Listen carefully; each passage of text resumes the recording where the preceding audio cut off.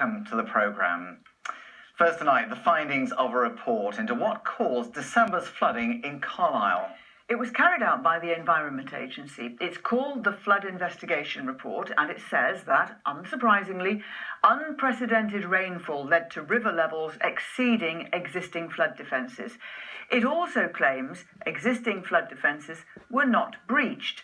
They were just insufficient to cope with the volume of water. However, the report does identify a number of bridges that made the problem worse. At the eastern end of Warwick Road, Botcherby Bridge over the River Petrel acted as a dam, raising already high water levels upstream, overtopping defences. This led to problems further down Warwick Road too, with higher river levels too much for defences at Melbourne Park, leading to flooding in areas around Jackson Street and Greystone Road. While an arch of Eden Bridge became blocked by fallen branches and other debris, which contributed to the failure of defences around Hardwick Circus. But the report also says existing flood defences prevented the flooding from being much worse, with 1,450 properties saved, many of those in the Denton Home area. Well, in a moment, our reporter Katie Hunter will look at some of the report's recommendations, but first, here's her report. This wasn't meant to happen again. Water pouring over the banks of the River Petrel onto Warwick Road, inundating homes and businesses.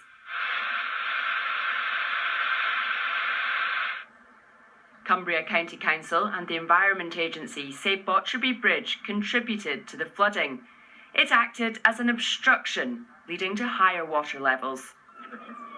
A mile away, Hardwick Circus was initially overcome by rain before water from the River Eden flowed over flood defences. The left arch of the Eden Bridge was blocked by debris, increasing river levels upstream. The report also says drainage was a problem, with properties flooding before rivers burst their banks. Some people living in Carlisle say this draft report tells them little they didn't already know. So how will it help those whose homes were flooded?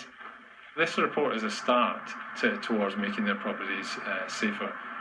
If we don't understand how water has affected them, and it's only those people on the ground can tell us that, then we can protect them. So we can produce as many models that say the water will flow here and water will flow there, but that's all based on information from ground level-wise. It's what people encountered, what depth they encountered in their homes. It's vital to us to help that model and improve that model and make it realistic. Not good enough, according to the chair of the Carlisle Flood Action Group. Dr. Stephen Gibbs says the report lacks detail and the authorities have focused too much on building defences rather than maintaining rivers. Barriers will always move water in different directions, so you'll get some winners and losers. Unfortunately, the net losers in Carlisle were 300 more homes flooded.